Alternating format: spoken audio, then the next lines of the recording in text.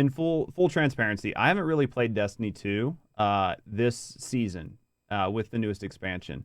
I tried playing. I played for a couple days with a few friends. Some things happened. I didn't get to continue playing it, and then work happened with streaming and content, and I wasn't able to get back into Destiny 2.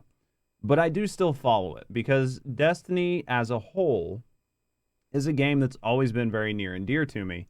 And it's a game that I have played for years. And I hate to see the game itself struggle.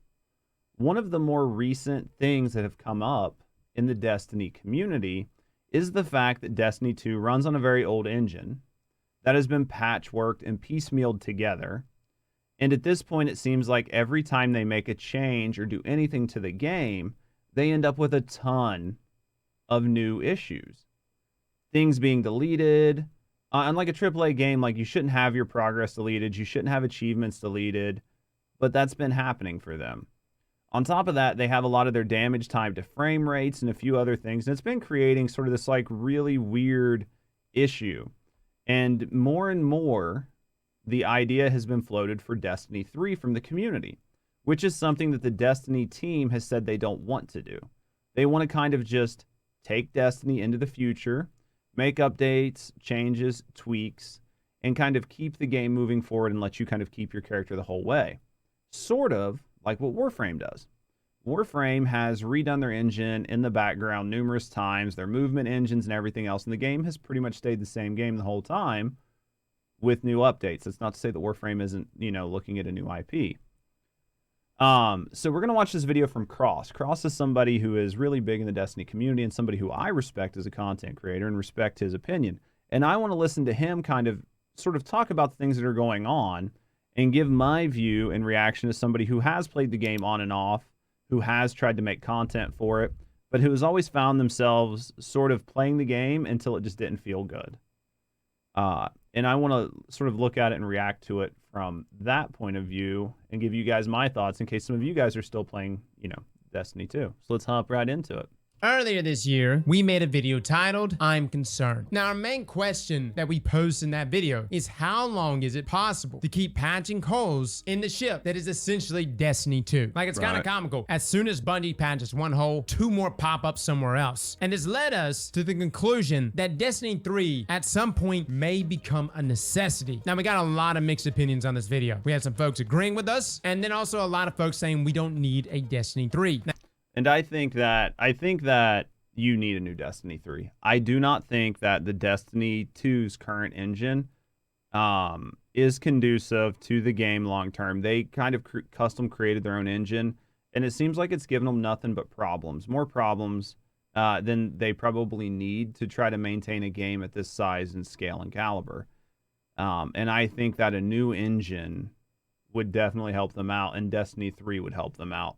You could also sort of wipe the slate and fix all the power creep and everything else that came in and reset the board without pissing everybody off and go to a different state in time and maybe even redo everything. Now, some of you guys dropped some amazing comments on that video. We even had someone named Dave Hogue stated, as a software engineer on an infra team, I can confidently say that no matter what company you work for, infra is always forced to take shortcuts because executives don't see cleaning up tech debt and building resiliency of the platform as high impact. It sucks, and I feel bad for the infra teams at Bungie who are probably way overworked and understaffed. So infra teams in this sense, I'm going to assume are infrastructure teams. And those are the people that are making sort of the background of the engine work. It's the part that nobody ever looks at or sees.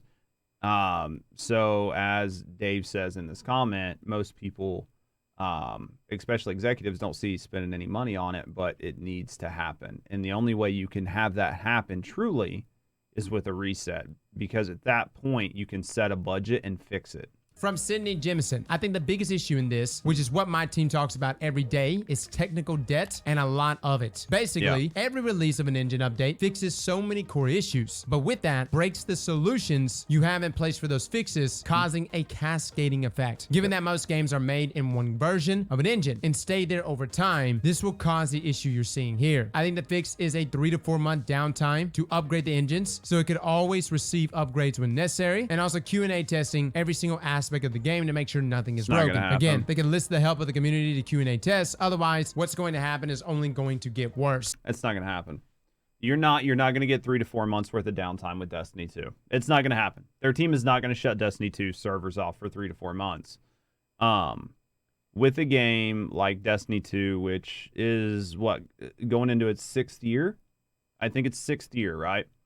There have been a lot of changes, iterations, seasonal content, updates, patches, hot fixes, changes to all aspects of the code.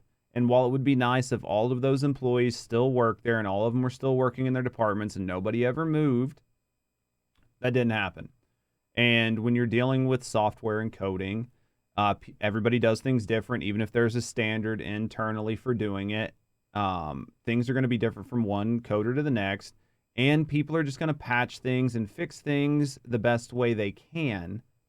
And what you're going to end up with is like some sort of pseudo spaghetti code, which I'm sure it's not that bad, but you're going to end up with a code that is just very full of a lot of different things, with a lot of patches, a lot of tweaks, a lot of quick fixes.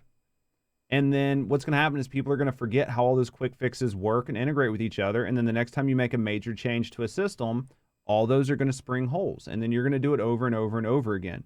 I think that even 3 or 4 months worth of downtime to upgrade or fix the engine wouldn't work unless you threw a bunch of money at it with a bunch of people. I honestly think that you just need to make a new engine. It's the only way you're going to get the downtime and the money to do it. And finally, from Starkey, if I ever see a Destiny 3, I will break my TV. Needless to say, guys, wanting a Destiny 3 isn't as black and white as wanting a sequel. And to be quite honest with you, considering the vanilla releases for both Destiny 1 and Destiny 2, many people dread the thought of a Destiny 3. Everything from starting their characters over from scratch to just how those releases went to begin with. Hell, Destiny 2 almost died with how bad its vanilla release was. Well, and a lot of that too, Destiny 1 and Destiny 2 were both completely changed at like the 11th hour. That is one of the big things that has plagued games like Destiny, Anthem, and a few other major sort of looter shooter games, is it seems like there are so many people working on these games that you cannot get everybody to agree on what the product needs to be. And that at the end of the day, the people at the top will make changes at the 11th hour because they feel like you have enough assets that you can make those changes. And so that's what they'll end up doing, and they'll push out an underbaked story, which has happened on both Destinies. On top of that, it seems like nobody wants to pull forward the good features from previous games. They just want to re-add them later, kind of like we're seeing with Diablo 2, with the lack of addition of a loadout system.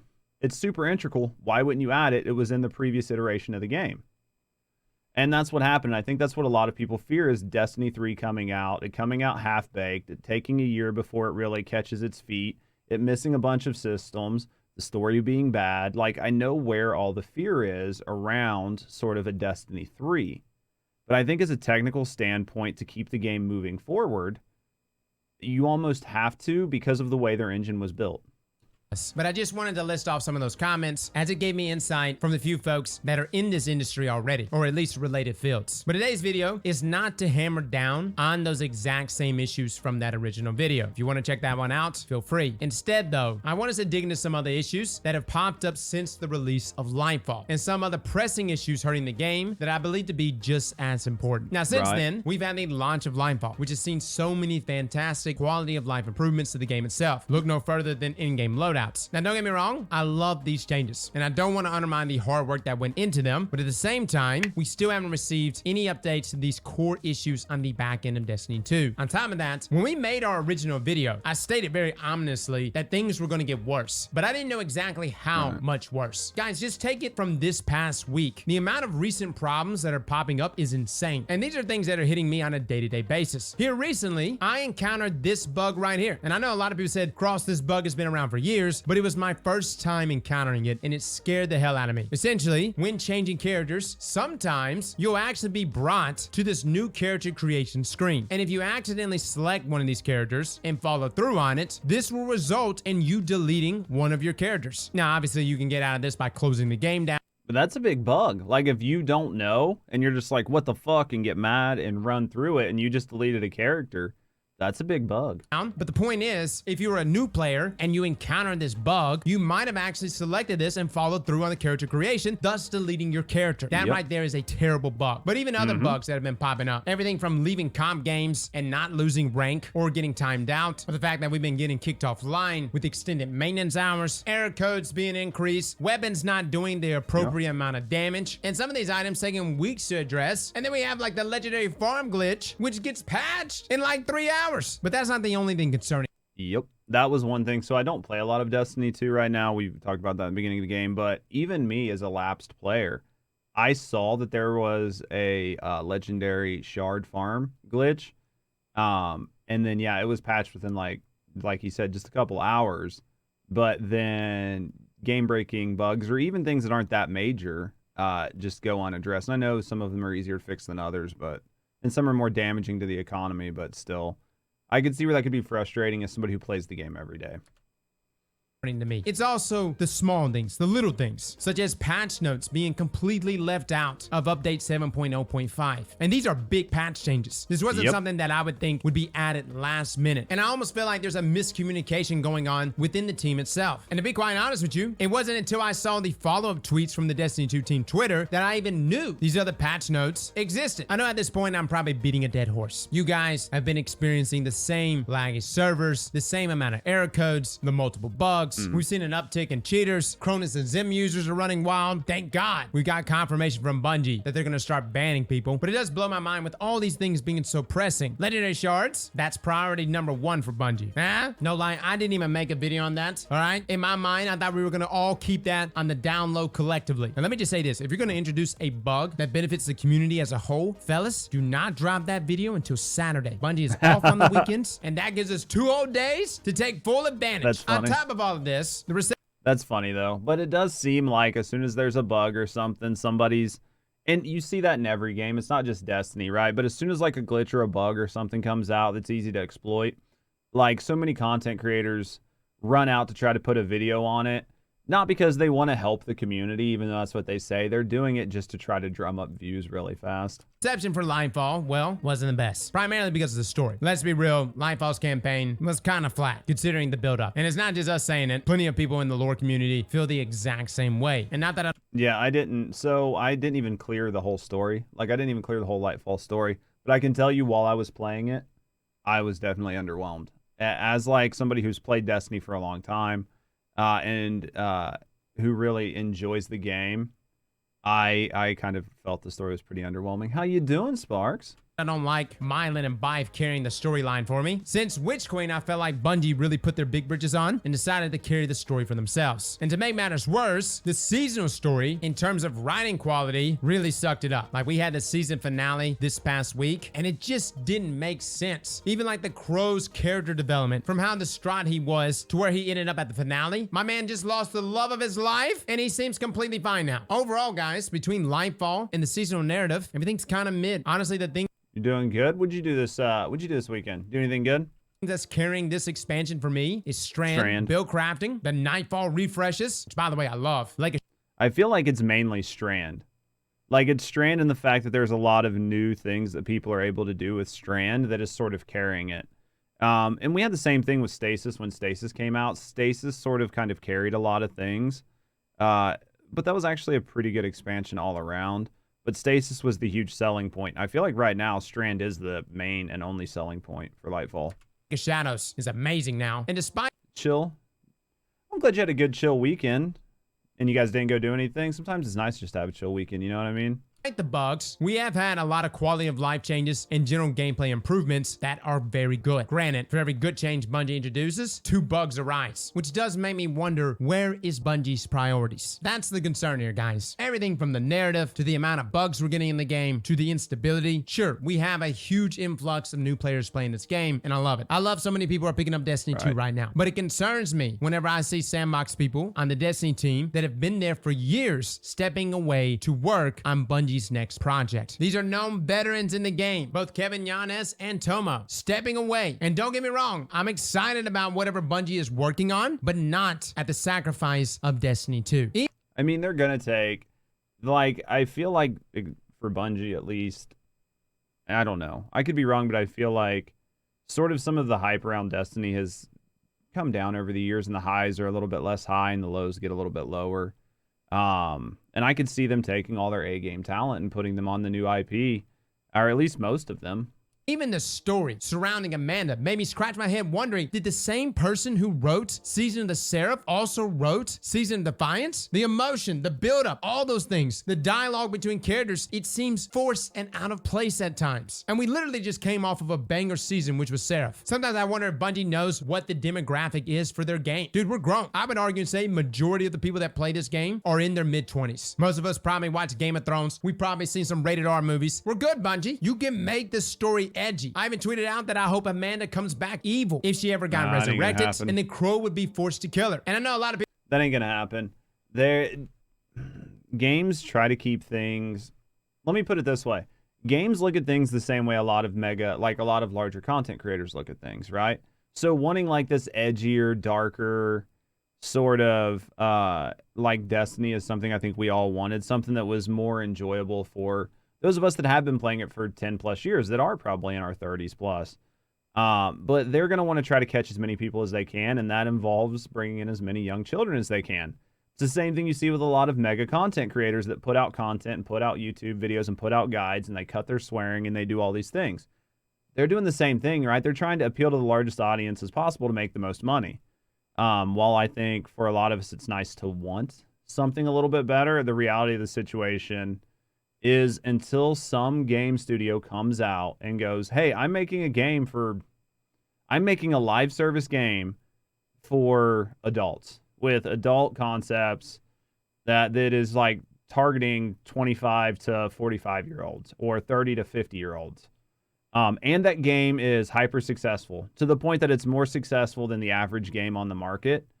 You're not going to see anybody make that shift. And the company that does do that will be rewarded for making it happen. But they're also going to be taking a lot of risk by saying, this game's not for kids. I don't want kids playing the game. But you can't be a kid and play this game.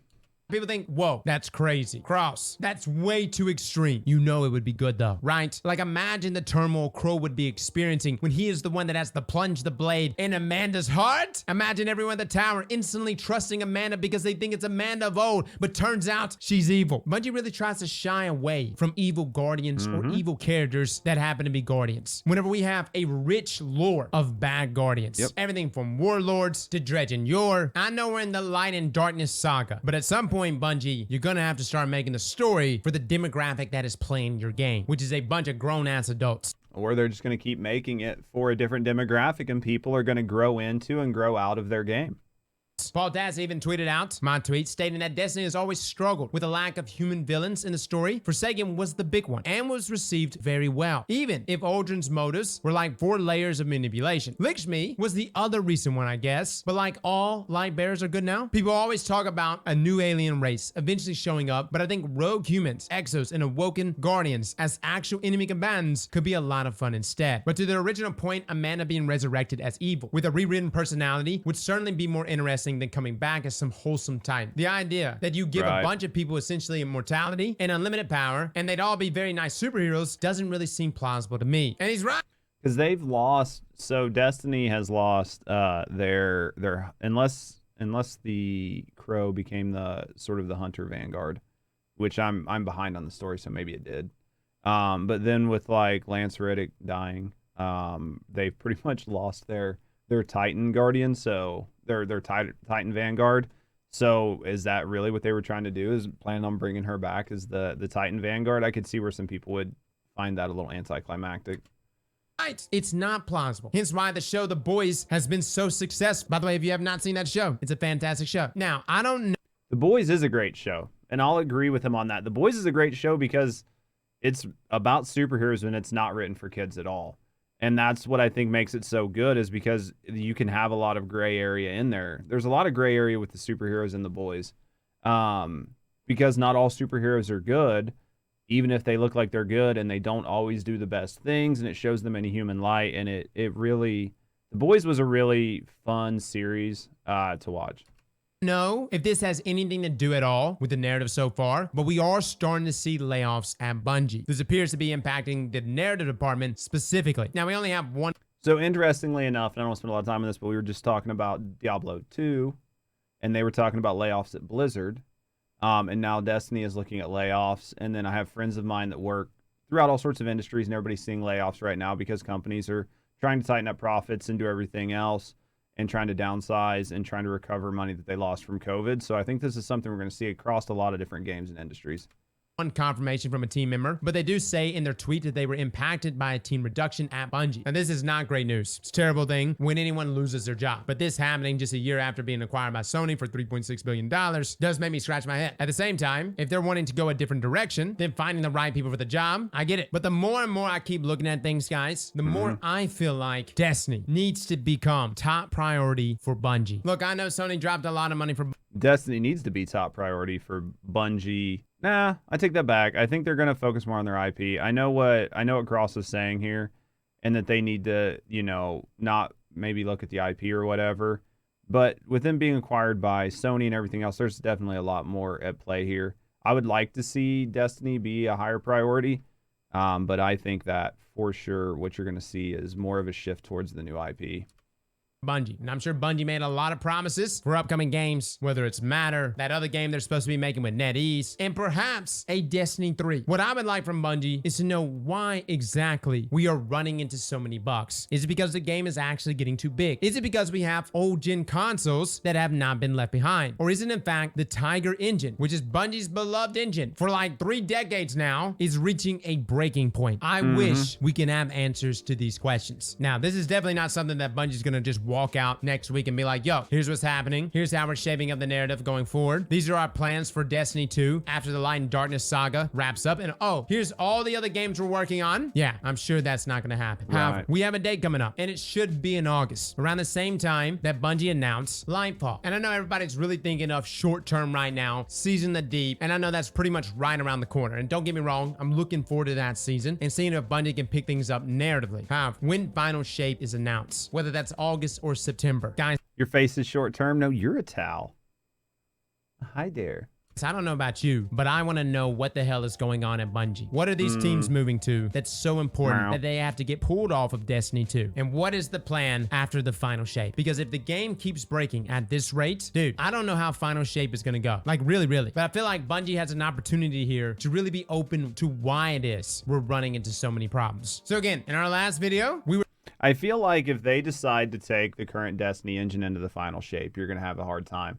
And they won't be able to go past the final shape. The engine will be past its breaking point at that point. If they want to run this engine to the final shape, it's going to be running it till the wheels fall off of it. We were told we were being over dramatic by saying that the game is going to continue to keep breaking more and more. And here we are. Destiny 3 is literally trending on Twitter. But let me... Also, I do want to point out Warframe was able to do it. Warframe has been able to update and maintain their engine the entire time.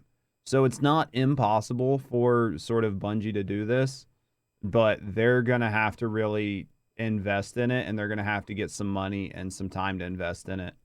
Warframe was in a lot different of a spot when they started redoing different parts of their engine, and it's worked out very well for them. Warframe still plays like a great game. Let me just say... How you doing, Terry? I really don't want a Destiny 3. If Bungie can make this happen on Destiny 2, I would prefer to keep everything on Destiny 2. And I feel like a lot of you would like that as well. Because if we had a Destiny 3, it's a good chance Destiny 3 would literally just be content delivered to us yet again from Destiny 1 and Destiny 2. And there's been too many great changes inside of Destiny 2 to just ditch it now. What Destiny 3 should be, for me, is essentially a engine overhaul. Take everything from Destiny 2, everything from our characters to our vaults, and literally just move it onto a new engine. And maybe then we can get everything that we want on our wish list. By the way, I made a video on my Destiny 3 wish list. Feel free to check that out. But at this point, that's literally all I want from a Destiny 3 is an engine overhaul. To take everything we have from Destiny 2 and move it to an engine that is going to last potentially for the next decade. Because I really think Destiny has the legs to run that long. But on this current engine, with the amount of problems that we get with every single patch, just getting the final shape is going to be a miracle. Well, fellas. And I agree. I agree with a lot of what Cross was saying there. It seems like he doesn't want to see a Destiny 3, and I can respect that. The only reason I want to see a Destiny 3 is because I just think Destiny 2's engine's just not going to make it. And I think going with a full reboot gives them a chance to sort of cut ties with older, like, last-gen consoles, cut ties with a lot of problems with the engine that's not currently working, and sort of like move forward, move fresh, and have a game that can run 10 plus years again. I can see where people don't want that to happen. The only real way I can see fixing that is by doing a complete engine overhaul and doing it the way Warframe did it. And that's just going to require a lot of time, a lot of effort, and a lot of money and a lot of investment. And if sort of like Sony and those guys don't see that return on investment, they're not going to let Bungie do it. They'll just tell them to patch it until the final shape and then decide what they want to do from there. Especially with the new IPs, they might focus more on the new IPs and sort of let Destiny 2 become a legacy. But that's my thought. Let me know what you guys think. Let me know what you guys think about sort of Destiny 2, Destiny 2's engine, what you would want to see, what you think needs to happen. Let me know down in the comments. And as always, have a great day.